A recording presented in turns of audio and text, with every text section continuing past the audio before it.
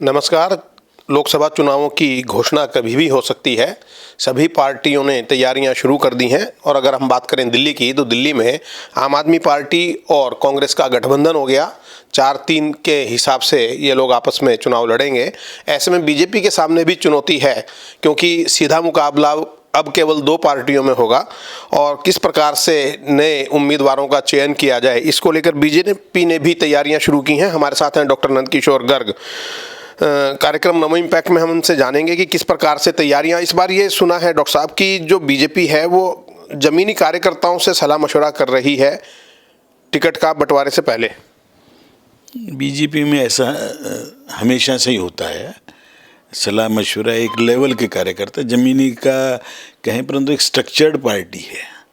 तो हमारे उस सिस्टम में पिछले जब बीजेपी तो 1980 से बनी है और मैं इसके फाउंडर मेंबर रहा हूँ, तो ये हमेशा से सलाह मशवरा करके, और उस सलाह मशवरा केवल दिखावटी नहीं है, उस पर अमल भी होता है।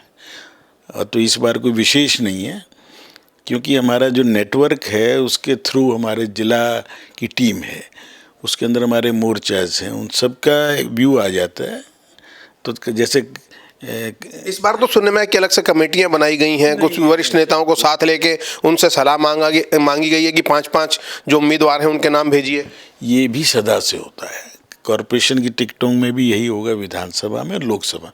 पर लोकसभा में क्योंकि थोड़ा सीनियर लेवल के लोग हैं तो भेजा भी नहीं जाता। जैसे कल 7 जगह 7 लोग भेजे थे वरिष्ठ, एक उनके साथ सहयोगी के नाते, ताकि नए लोग ट्रेंड भी हो जाए इसमें। तो मुझे नॉर्थ ईस्ट में भेजा, तो मेरे साथ योगेंद्र चंदोलिया जी जो हमारे मेयर भी रहे हैं वो गए थे और 2 घंटे में हमने जो हमारी सूची थी लगभग 20 लोगों की, उन लोगों से अलग अलग बात करके ये जो आज वर्तमान के बारे में बातचीत करना और विकल्प के बारे में, और उसमें भी कोशिश करना कि कोई महिला ध्यान हो तो उसको भी बताएं भाई। तो क्योंकि 33% आरक्षण अगली बार लागू हो जाएगा तो कुछ भागीदारी बढ़ानी पड़ेगी महिलाओं की। इसीलिए हम जैसे लोग तो उस नाते भी सबसे पूछा था कि थोड़ा थोड़ा तो मेंटली तैयार हों, और पुरुष को भी लगना चाहिए, महिलाओं को भी निर्वाचित होना है तो उनके लिए कुछ स्पेस देना पड़ेगा ना। विकल्प के तौर पे कितने नाम मांगे गए? मैक्सिमम वैसे तो 2-2, 3-3 नाम लेते हैं, पर मैं अपर लिमिट 5 की थी कि मैक्सिमम एक जो अभी हैं प्लस 4 दूसरे नाम, जिसमें एक महिला जरूर कोशिश करो। तो बड़ी अच्छी बात बताइए। आपको क्या लगता है कि कब तक उम्मीदवारों की घोषणा हो सकती है दिल्ली में? मुझे लगता है कि चुनाव की घोषणा होगी शायद 12 मार्च को मोस्ट प्रोबेबली। तो 12 मार्च को होगी तो, और भाजपा मुझे लगता है 5-6 तारीख तक 200 लोगों की सूची पूरे देश की जारी कर देंगे। एक पहली सूची आ जाएगी जिसमें ये भी माना जा रहा है कि जो कमजोर सीटें हैं या हारी हुई सीटें हैं उनकी पहले घोषणा की जाएगी। दोनों तरह की, जो मान लो हमारे सिटिंग है 300, उनमें से भी तो नाम होने चाहिए पहली सूची में। हाँ, जिनको मिलनी ही मिलनी है या देनी ही देनी है। तो और कुछ जो राज्यसभा में ऑलरेडी हैं उनको समय भी मिल जाए लोकसभा लड़ने के लिए। जैसे बेंगलोर से इस बार कोशिश है कि निर्मला जी सीतारमन लड़ लें, एस जयशंकर तमिलनाडु या दिल्ली से भी चल रहा है। तो इन लोगों को जो प्रतिभाशाली हैं तो राज्यसभा की बजाय लोकसभा में आएंगे तो जन नेतृत्व करने का अवसर ज़्यादा मिलेगा। कितनी बड़ी चुनौती आप दिल्ली में मानते हैं, क्योंकि आम आदमी पार्टी और कांग्रेस के गठबंधन के बाद?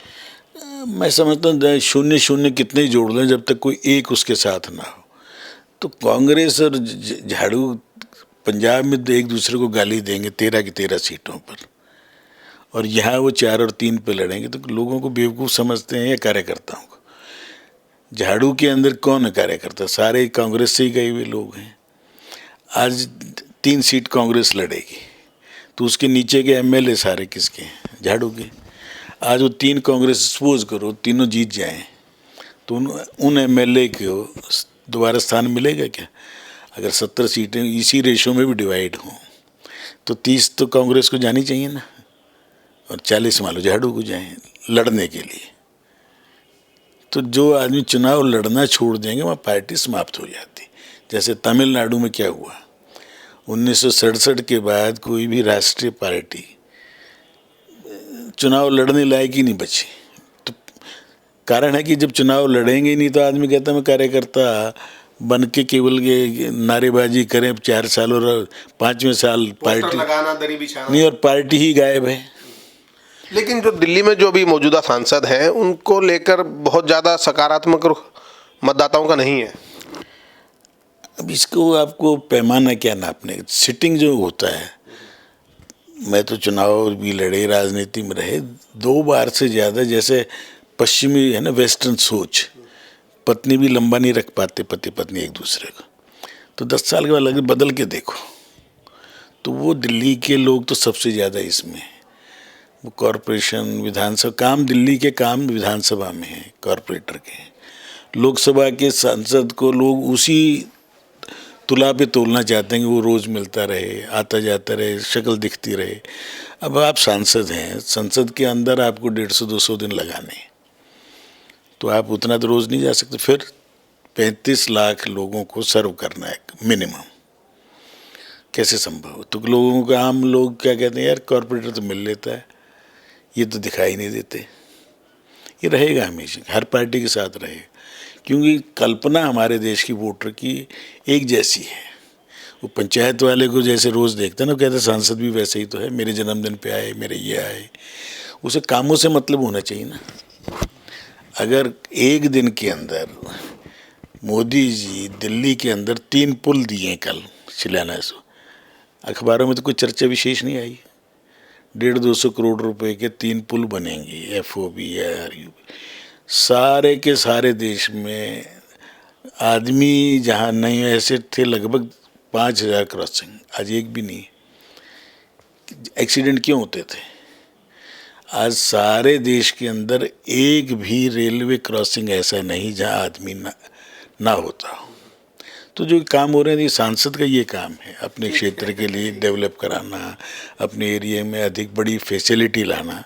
और मैं समझता हूँ उसके अंदर हमारे साथों ने, एक तो मंत्री है मीनाक्षी, सक्रियता के मामले में जो सेलिब्रिटी होता है उसकी मान लो आज थोड़ी सी दिक्कत जहाँ एक सांसद के प्रति लोगों की है कि, परंतु वो आदमी अपने, उसकी प्रतिभाएं अलग हैं।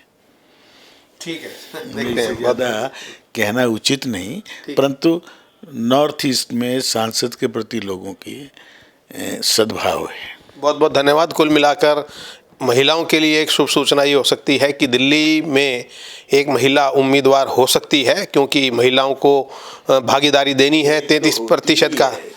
2 अच्छा, एक तो होती ही है, माफ़ कीजिएगा, क्योंकि मीनाक्षी लेखी तो हैं ही, और 2 भी हो सकती हैं, ऐसा डॉक्टर नंदकिशोर गर्ग का कहना है। और जो उन्होंने एक बड़ी गहरी विश्लेषण वाली बात कही कि यदि 3 सीटों पर कांग्रेस के सांसद लड़ते हैं या जीतते हैं तो उनके नीचे फिर विधानसभा भी उतनी ही देनी पड़ेगी, और ऐसे के अंदर टकराव जो है आम आदमी पार्टी और कांग्रेस में होना स्वाभाविक है। कार्यक्रम नमो इम्पैक्ट में आज इतना ही। नमस्कार।